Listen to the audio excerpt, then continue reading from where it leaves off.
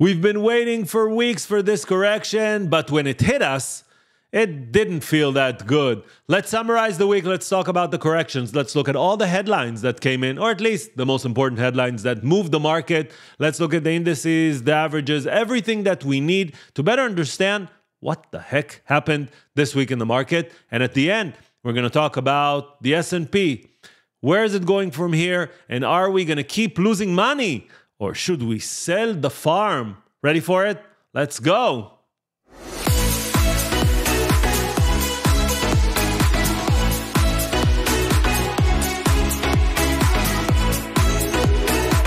Hello, and welcome. I don't know what that screen was. Hello, and welcome. I'm Micha Stocks, and on this channel, we summarize the week, and we talk about the stocks and everything that happened in the market. Everything and anything that you see on this show is not financial advice. It's only for educational purposes and for fun, for entertainment. Not sure it was that fun, but let's dive in. When we look at this week at the major averages, you can see that the Nasdaq went down 5.3%, S&P down 3%, the Russell down almost 3%, 2.79%. The RSP, which is the average weighted S&P, down 1.3%, and the Dow actually inch on the week. Month to date looks totally different. The Russell down 8%, Nasdaq down 6.67%, the RSP down 5.6%, the S&P down 5.4%, and the Dow down 4.57%. Very, very, very difficult month. This is month to date from April 1st. When we look at the indices themselves, you can see that utilities was up for the week, which is strange since there are a lot of fear around rate cuts. But on the flip side, we got technology, consumer discretionary, retail, communication, all of them red. Very hard week for technology, down 6.2%. Looking at the crypto market, so Friday afternoon, Friday evening, the halving took place. Didn't really impact the Bitcoin price, which it shouldn't have. The only impact will be on the miners and the grants that they're going to get for closing the blocks. If you're more interested in that, there are a lot of very good crypto channels on YouTube. You can just search halving and you'll find all the information there. But still on the week, Bitcoin up 2.3%. Ethereum is up 0.5%. When we look at commodities, you can see that crude oil down 2.79, although there were tensions between Israel and Iran. A bit more than tensions. We're going to talk about that in a second. Natural gas down 1.1%. You can see silver up 0.29 and gold up 1.62%. This brings us to the fortunate seven or the unfortunate, depending on how you want to call them. Previously, they were called magnificent. This week, I don't think they earned the title. Google down 2%, Microsoft down 5%, Meta down 6%, Amazon down 6%, Apple down 6.5%, Nvidia down 13.5%, most of it on Friday due to SMCI not raising their guidance, and Tesla keeps going down 14%. We're going to talk about Tesla when we cover the news. This brings us to our heat map. As you can see, not everything red. Financials became green this week after very good earnings season for them.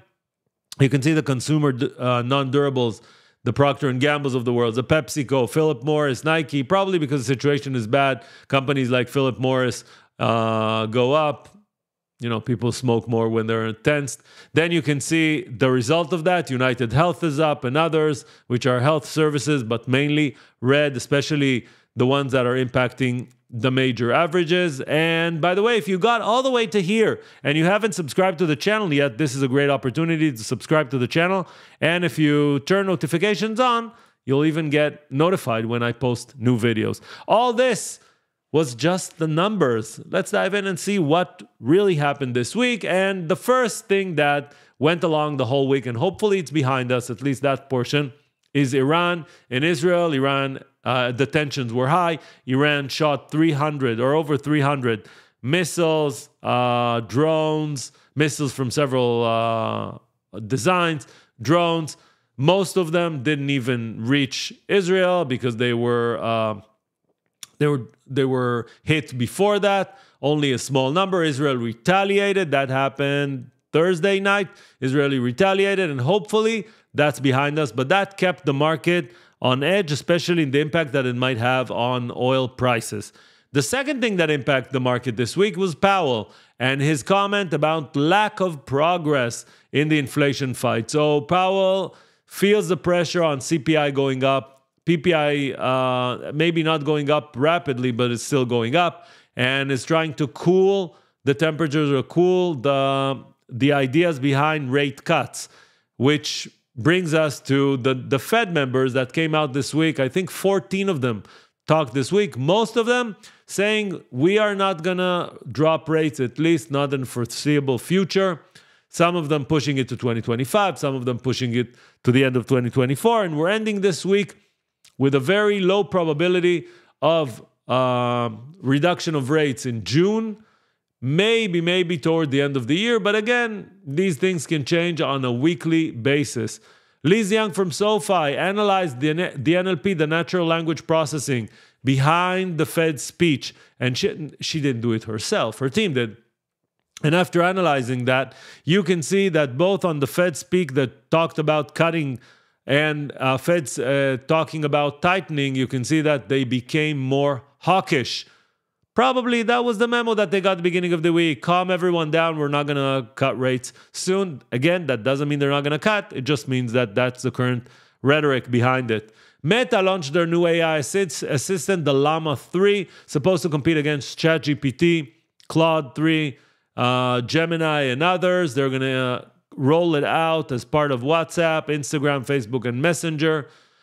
Micron is going to be granted $6 billion to build a new chip plant in New York State. You can see Chuck Schumer there, raising Micron's CEO hand.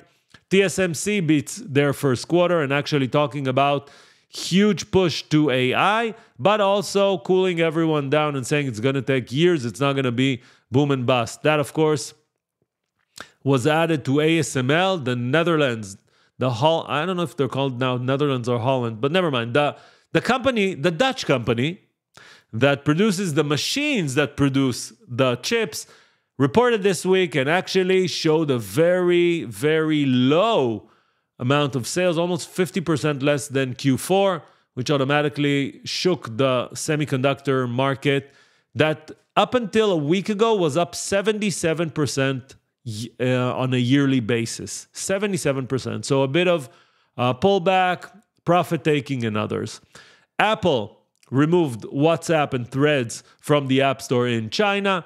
US can keep debating TikTok, but Chinese are very efficient. They send an email to Apple telling them, take them down by end of the day. Good luck. And that's it. And that's what they did. Google terminated 28 employees that decided to take action and forcefully sit in the CEO office and say, we don't want you to go through with a contract between Google and the Israeli government and the military. And of course, they were fired. It took a few hours. I don't even know if they ended that day being Google employees. Finally, Sundar Pichai, Google CEO, comes out and saying, we are not going to involve politics in Google. Also, on the finance side, Ruth Porat, their CFO, tells employees that they're going to cut relocations, they're going to lay off employees, and they're going to cut costs through restructuring. If we're talking about restructuring, Rivian, third job cut in 12 months. They're really, really losing a lot of money, and they see their free cash flow going down on a monthly basis, and they're trying to avoid it. United Airlines with a very, very strong week. 2 very strong days after reporting a very good earnings. Actually, they're still losing money, but they're losing a lot less than was expected. But the interesting remark is that they reduced by 33% their orders from Boeing and transferred those orders to Airbus, which are going to deliver them narrow body planes in the next 18 months. Tesla news, a lot of bad Tesla news this week. The first, Elon Musk and the Tesla board is again trying to approve Elon Musk's bonus package for the years that passed. If you remember, in Delaware court 3 months ago, overruled and said that that wasn't legal. the bonus package and it's void. And basically Elon Musk now is working for free. If that isn't approved in the next 3 months, I assume that that Tesla stock would really, really damage for that, and also Tesla, the company. So that's one thing. He's trying to reaffirm it with investors. Not sure if that's the right legal process to go through. There's a lot of debate on that. Cybertruck, they're right now recalling all the Cybertrucks because there's a problem with the accelerator. Elon Musk going all in on autonomy, which shakes the analysts that believe that the next wave of growth coming from Tesla would be the 25K car.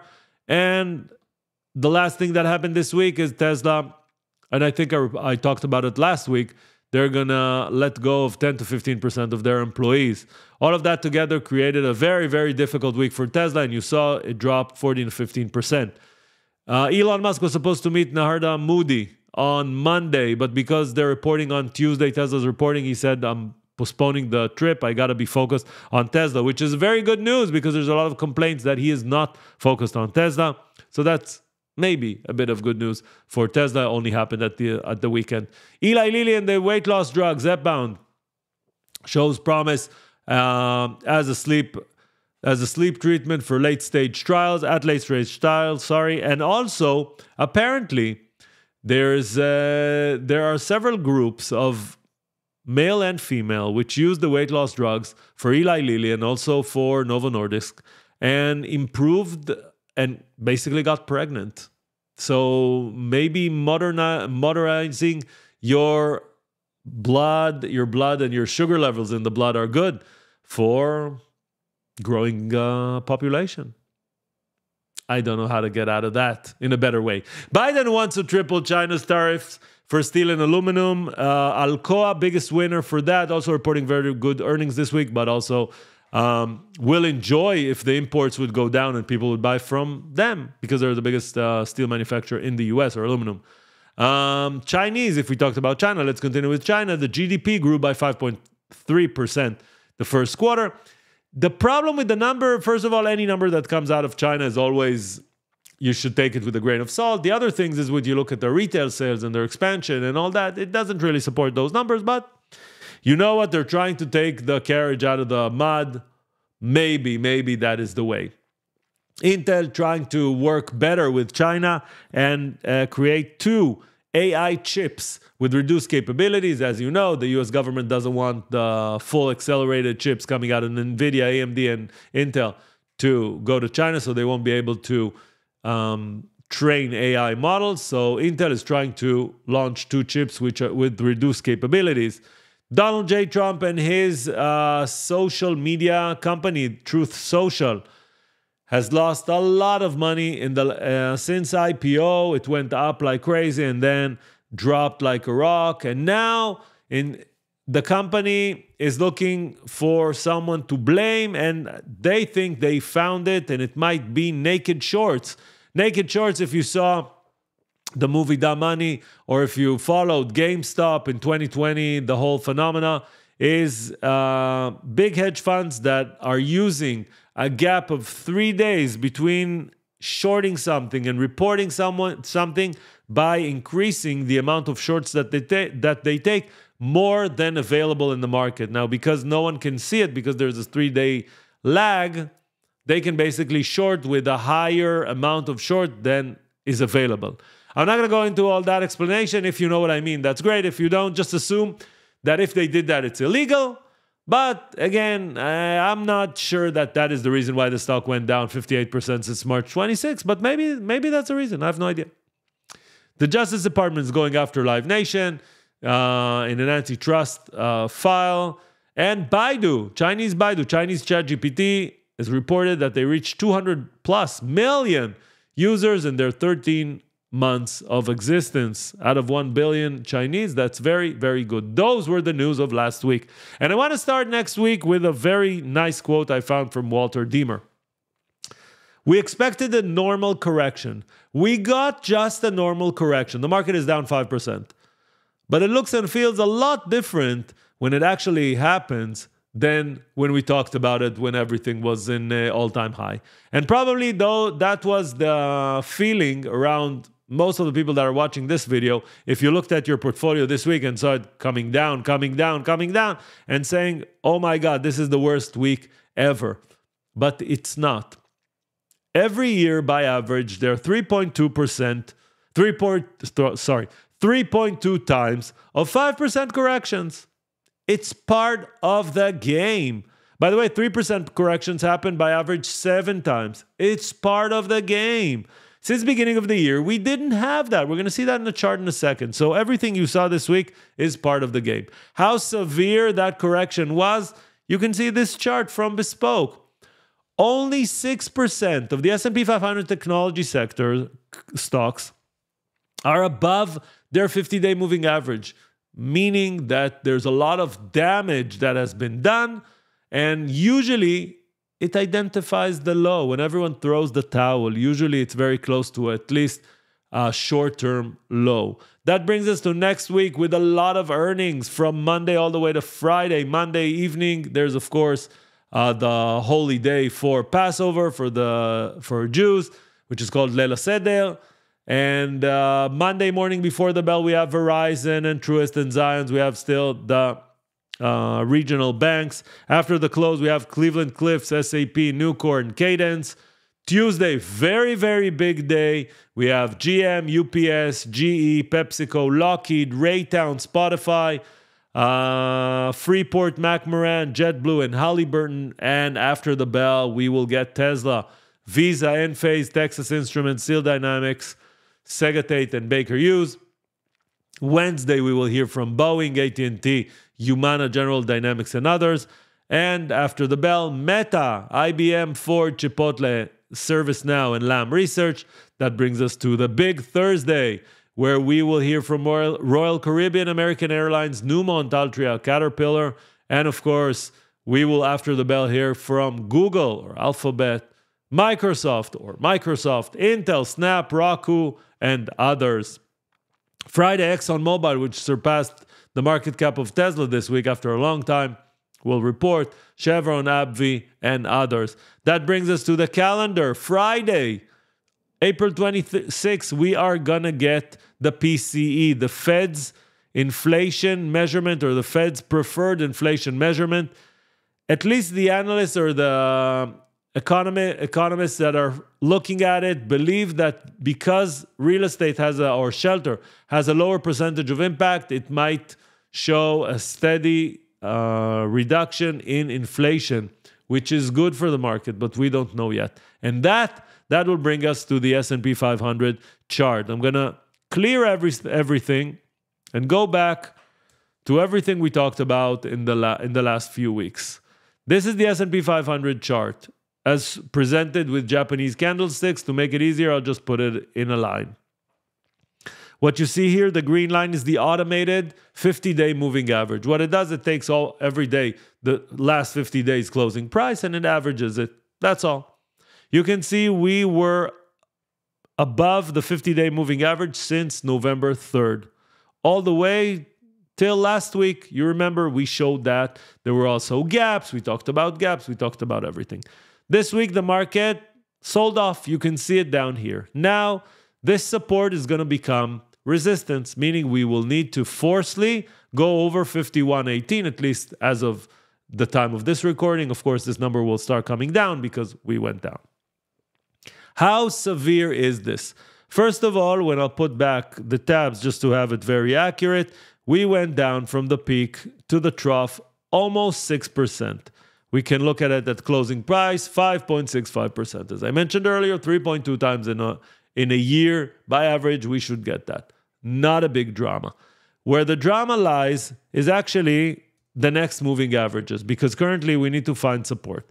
One way is to look at the 100-day moving average. Not that common of an indicator, but still you can look at it and see we're very close to it. 49.34 would be the next stop. If the market would find support here, it might go back, get resistance from the moving average, and we'll see. My assumption is we're going to go down maybe a few more days. We are super oversold the computer algorithms, what's called the CTA, the computer trading algorithms, will start kicking in very soon, and they're going to buy. Most of the traffic in the stock market is based on computers and automatic algorithms. That's probably what's going to happen, at least my assumption. That doesn't mean you should buy or sell. I'm just giving you my thought process. We're going to go up. We need to contend with 5,100. Then we might keep on going up if the bulls will stay in power. If not, we might go down all the way, whether to the 150-day or to the 200. The 200 would bring us around 4,700, which is also, to those who are very involved in technical analysis and understand what I'm going to say right now, it also brings us to a 50% correction, 4,680, for the Fibonacci retracement coming from late October all the way to the peak at late March. Now, if everything I said right now is not understandable to you, it's perfectly fine. What you should assume right now, that the market went up very fast, very quick, and now people are more cautious. That's all. They're taking profits, they're reducing risk. All this might end in the next 2 weeks, if I'm not mistaken, when companies will be able to go back and buy back their stock. Why in 2 weeks? Because right now they're still in blackout period. In 2 weeks it's probably going to end, and they'll buy, which is a huge buyer because companies buy their own stock. It automatically raises the stock price. Be careful. Think of if you're a long-term investor, you just got on your favorite stocks a discount. If they were your favorite stocks, let's take NVIDIA. If NVIDIA was your favorite stock at 950, now that it's below 800, it should be the same. You just got a discount. AMD, Apple, and the rest. So just look at it in that way, and remember that the S&P 500 on a long term, decades, at least by history, is the best wealth creator in the world. Thank you very much for watching. If you can smash that like button, that would be amazing. I will be here next week summarizing everything that happened. Till next time, bye-bye.